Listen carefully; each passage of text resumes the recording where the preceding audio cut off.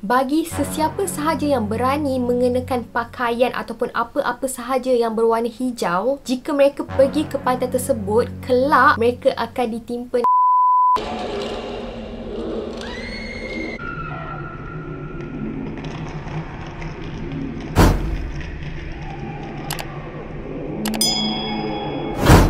Assalamualaikum dan hai semua. Okey, jadi hari ni topik kita adalah berkenaan dengan Nyi Roro Kidul. Jadi Nyi Roro Kidul ni merupakan makhluk perempuan roh ataupun dewi legenda kepada Indonesia dan merupakan salah satu cerita rakyat khususnya bagi masyarakat Jawa dan juga Sunda. Jadi sebenarnya skop cerita untuk Nyi Roro Kidul ni memang sangat luas tau. Terlalu banyak versi dia, dan oleh sebab terlalu banyak versi ni lah Nyi Roro Kidul ataupun tokoh yang dikenali sebagai Ratu Laut Selatan, iaitu meliputi Lautan Hindi ataupun Samudra Kidul Selatan Pulau Jawa ni secara umumnya selalu sangat disamakan dengan Kanjeng Ratu Kidul. Walaupun sebenarnya ada beberapa sumber telah mengatakan bahawa sebenarnya kedua-dua watak ini sebenarnya merupakan orang yang berbeza. Jadi Kanjeng Ratu Kidul ni dipercayai merupakan roh suci yang mempunyai sifat mulia dan juga baik hati, di mana dikatakan dewi ini berasal daripada tingkat langit yang paling tinggi dan dikatakan pernah turun di beberapa tempat di dunia ni dengan jati diri tokoh suci setempat pada zaman yang berbeza. Jadi dalam mitologi Jawa, Kanjeng Ratu Kidul ni dikatakan ciptaan dari Dewa Kaping Telu yang dikatakan mengisi lingkungan kehidupan sebagai dewi padi dan juga dewi lingkungan bagi kehidupan yang lain. Sedangkan sebenarnya Nyi Roro Kidul ni pula dikatakan berasal daripada puteri kerajaan Sunda yang dikatakan kononnya telah pun dihalau oleh ayahandanya kerana telah pun dihasut oleh ibu tirinya. Jadi setelah zaman berganti zaman ni, penduduk ni cenderung menyamakan Nyi Roro Kidul dengan Kanjeng Ratu Kidul. Meskipun dalam kepercayaan Jawa sebenarnya Nyi Roro Kidul ni merupakan orang bawahan setia ataupun orang kanan penting bagi Kanjeng Ratu Kidul ni. Jadi sebenarnya menurut kepercayaan mereka, Kanjeng Ratu Kidul ni merupakan ratu kepada Laut Selatan tu, manakala Nyi Roro Kidul ni pula merupakan orang kanan ataupun boleh dikatakan menteri kanan lah untuk Kanjeng Ratu Kidul ni. Okey, jadi video hari ni kita akan fokuskan dengan topik Nyi Roro Kidul. Jadi jika cerita yang diceritakan pada hari ini adalah berbeza dengan apa yang korang ataupun anda semua tahu, mula-mula sekali nak minta maaf, tetapi cerita ini insya-Allah telah diambil daripada pelbagai sumber. Tetapi kalau korang semua nak share ataupun kongsi beberapa lagi info yang lain, korang bolehlah komen di bawah, tetapi ingat komen secara berhemah, okey? Okey, jadi kewujudan tentang Nyi Roro Kidul ni dari zaman dulu lagi seringkali menjadi teka-teki tau. Hal ini kerana cerita mengenai Nyi Roro Kidul ni adalah termasuk dalam legenda di mana ianya telah pun disebarkan melalui mulut ke mulut, di mana ianya tidak mempunyai bukti yang sahih. Dan oleh sebab itulah terlalu banyak sangat versi mengenai sebagai contoh asal usul Nyi Roro Kidul ni. Jadi antara yang paling terkenal berkenaan dengan asal usul Nyi Roro Kidul ni adalah di mana dikatakan sebenarnya Nyi Roro Kidul ni adalah berasal daripada puteri dari Raja Pajajaran. Jadi tanpa buang masa lagi, jom kita start. Salah satu versi asal usul mengenai Nyi Roro Kidul ini.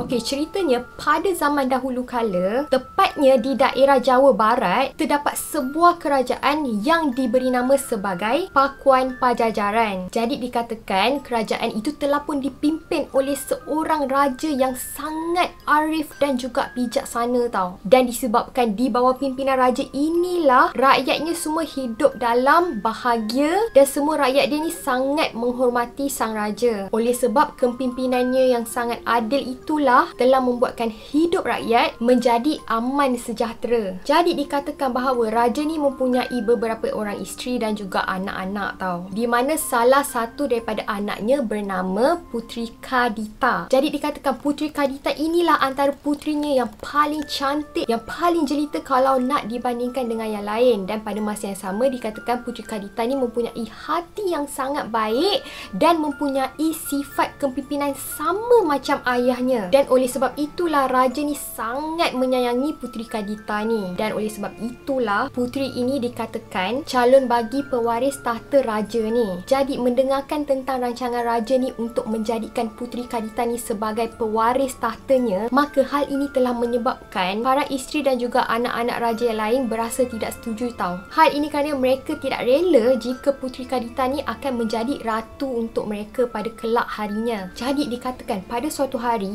para isteri dan juga anak-anak kepada raja ni telah berkumpul dan merancang sesuatu rancangan yang sangat jahat, iaitu mereka ingin menyingkirkan Puteri Kadita dan ibunya daripada istana. Dan oleh sebab itu untuk melunaskan rancangan mereka, mereka telah meminta bantuan kepada seorang penyihir sakti, di mana dikatakan penyihir ini memiliki pelbagai ilmu hitam. Dan disingkatkan cerita, akhirnya penyihir suruhan kepada isteri-isteri dan juga anak-anak raja ini akhirnya telah berjaya memberi kutukan kepada puteri agar dia tidak akan dapat menjadi pewaris tahta kepada ayahandanya. Hal ini disebabkan dengan ilmu hitam inilah akhirnya Puteri Kadita dan juga ibu dia ni telah menderita penyakit kusta. Dan sejak daripada hari itulah puteri dan juga ibu dia ni telah menghidap penyakit kusta yang dikatakan tidak sembuh-sembuh tau. Hal ini telah membuatkan raja ni berasa sangat pelik. Macam mana secara tiba-tiba isteri dia dan juga anak dia ni boleh menghidap penyakit kusta ni. Dan oleh sebab itulah raja ni telah memanggil tabib istana untuk mengubati anak dan juga isteri dia. Tetapi malangnya setelah tabib ni mencuba pelbagai ramuan dan cuba membuat pelbagai ubat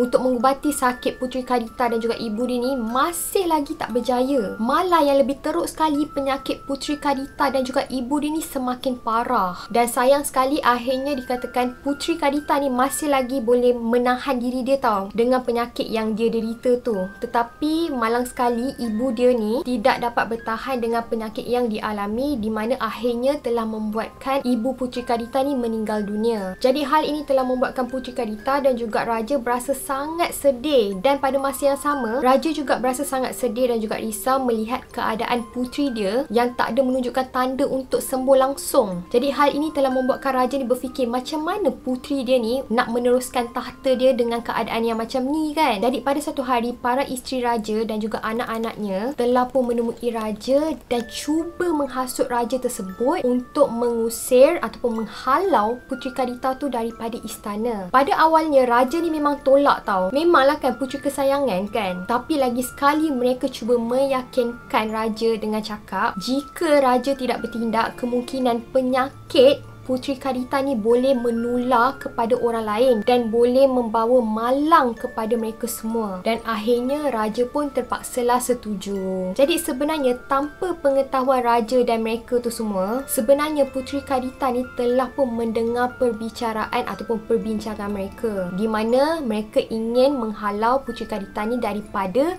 istana tersebut. Dan hal ini telah membuatkan Puteri Kadita ni berasa sangat sedih dan kecewa tau. Lalu dia telah mengambil keputusan untuk melarikan diri daripada istana. Dan masa Puteri Kadita ni melarikan diri daripada istana, dia berasa sangat sedih, sangat bingung, tak tahu nak pergi mana, macam tak ada arah nak pergi mana. Dia berjalan tanpa tujuan. Dan dikatakan selama berhari-hari puteri ini telah pun berjalan tanpa tujuan hingga akhirnya dia telah tiba di pesisir pantai selatan Pulau Jawa, di mana dikatakan pantai ini memiliki banyak batu karang dan juga mempunyai ombak yang sangat besar. Dan dikatakan akhirnya puteri ini telah pun beristirahat di salah satu batu karang di sana hingga akhirnya telah membuatkan puteri tersebut tertidur. Dan dalam tidurnya puteri ini sebenarnya telah termimpikan seakan-akan seperti ada sesuatu suara gaib sedang berbisik di telinganya, di mana suara itu telah menyuruh puteri tersebut untuk pergi masuk ke dalam laut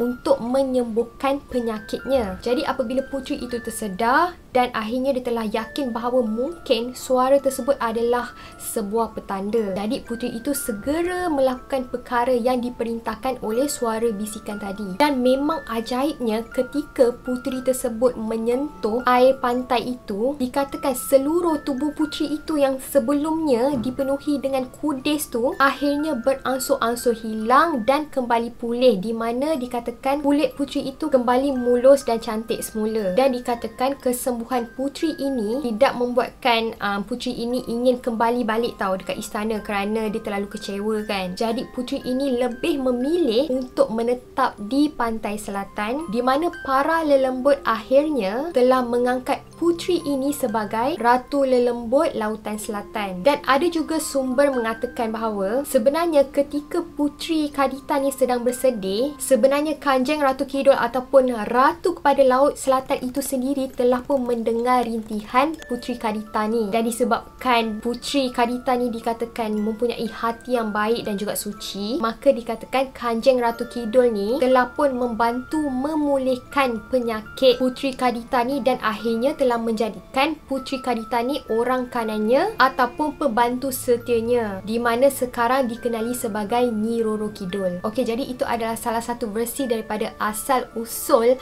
Nyi Roro Kidul ni sebenarnya.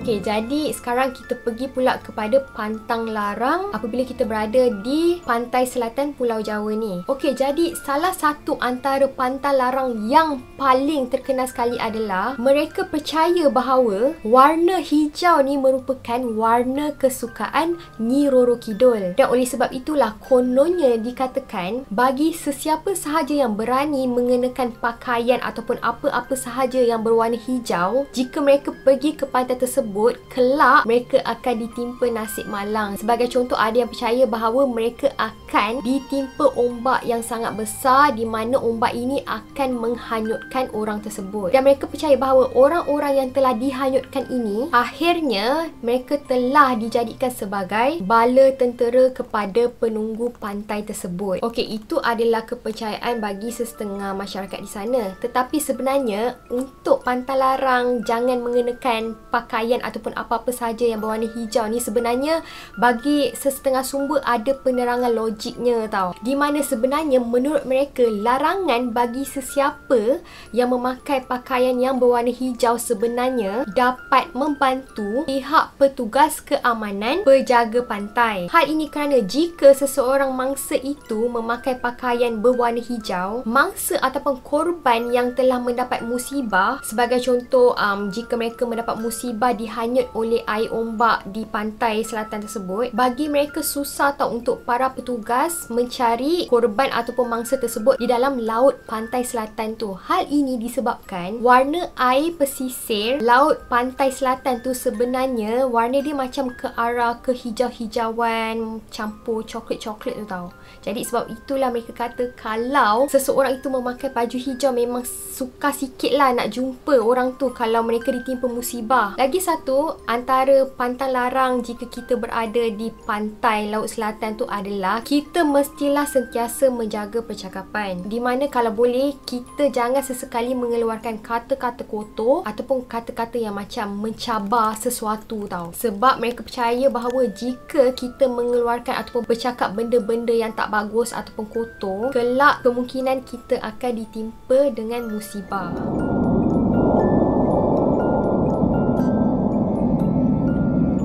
Okey, sekarang kita pergi ke topik Nyi Roro Kidul menurut perspektif Islam. Okey, macam yang orang semua tahu kan, Nyi Roro Kidul ni dipercayai sebagai penguasa pantai selatan Jawa. Bahkan ada juga orang yang mendakwa bahawa mereka telah bertemu sendiri dengan sosok tubuh Nyi Roro Kidul ni. Tapi menurut Islam, sebenarnya Nyi Roro Kidul ni adalah sosok perwujudan jin ataupun boleh dikatakan Raja Jin yang sedang menguasai lautan. Sebagai contoh, dalam sebuah hadis diriwayatkan pernah Rasulullah SAW ni pernah bertanya dengan Ibnu Sayyad, di mana Ibnu Sayyad ni telah pun ditanya, apa yang engkau lihat? Jadi Ibnu Sayyad ni telah menjawab, aku telah melihat singgah sana di atas air. Jadi mendengarkan jawapan Ibnu Sayyad ni, Rasulullah SAW terus bersabda, apa yang engkau nampak itu adalah sebenarnya singgah sana iblis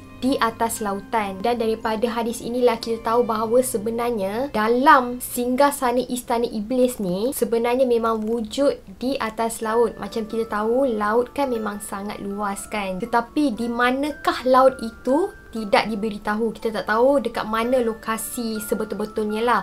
Tapi mungkin ada setengah pihak berpendapat bahawa tempat yang dikatakan di mana Nyi Roro Kidul itu berkuasa mungkin adalah salah satu tempat jin. Dan sementara itu, Ibnu Katsir dalam kitabnya Al-Bidayah wan Nihayah telah pun menerangkan bahawa iblis ni memiliki banyak tentera dan juga memiliki istana di dalam lautan. Dan sebagaimana yang kita tahu, jin kan boleh menjelma menjadi makhluk yang lain seperti yang diilustrasikan oleh manusia itu sendiri. Sebagai contoh macam pontianak, pocong ke, ataupun orang mati yang tiba-tiba boleh hidup kembali ke, ataupun boleh pulang kembali ke. Ada orang cakap macam roh balik ke apa tu semua kan. Tu sebenarnya orang kata tak ada kena-mengena. Itu sebenarnya adalah jin. Di mana dengan cara inilah jin ni dapat menampilkan dirinya agar terlihat oleh manusia tau. Padahal kita tak tahu apa sebenarnya bentuk asal jin tu. Jadi kes ni memang tak jauh beza dengan kes Nyi Roro Kidul ni. Di mana ada sesetengah pihak percaya bahawa mungkin asalnya sosok Nyi Roro Kidul ni merupakan perubahan wujud jin yang dilaporkan pernah dilihat oleh seseorang, di mana akhirnya wujudlah watak Nyi Roro Kidul ni. Dan pada masa yang sama, ada juga pihak mengatakan bahawa jin yang menjelma sebagai Nyi Roro Kidul ni tak semestinya satu jin. Boleh jadi juga ada pelbagai jin yang boleh menjelma diri mereka sebagai Nyi Roro Kidul untuk memperdaya manusia. Jadi benda ni boleh terjadi ataupun mengundang apabila mereka tahu tentang seseorang yang mungkin tengah taksub dengan kewujudan ataupun ingin bertemu dengan Nyi Roro Kidul ni. Jadi dengan cara inilah jin ni akan memperdaya manusia dengan mengubah diri mereka seperti seorang ratu. Maka bagi manusia yang kebetulan ternampak ratu ini pun, maka mereka percayalah bahawa apa yang mereka lihat tu adalah Nyi Roro Kidul. Okey, jadi itu adalah tanggapan melalui perspektif Islam. Jadi walau apa pun tanggapan kita mengenai Nyi Roro Kidul ni, macam mana pun kita kenalah menghormati kepada masyarakat dan juga budaya yang mempercayai tentang kewujudan Nyi Roro Kidul. Di mana sampai hari ni rakyat tempatan yang mempercayai tentang semangat Nyi Roro Kidul ni masih lagi menganjurkan ritual di laut bagi menghormati semangat Nyi Roro Kidul. Jadi itu adalah info serba sedikit tentang Nyi Roro Kidul. Jika salah, minta maaf sangat-sangat. Kalau ada info yang lebih, bolehlah komen di bawah. Okay, so thank you so much kepada yang dah tengok sampai habis. See you again next time and bye.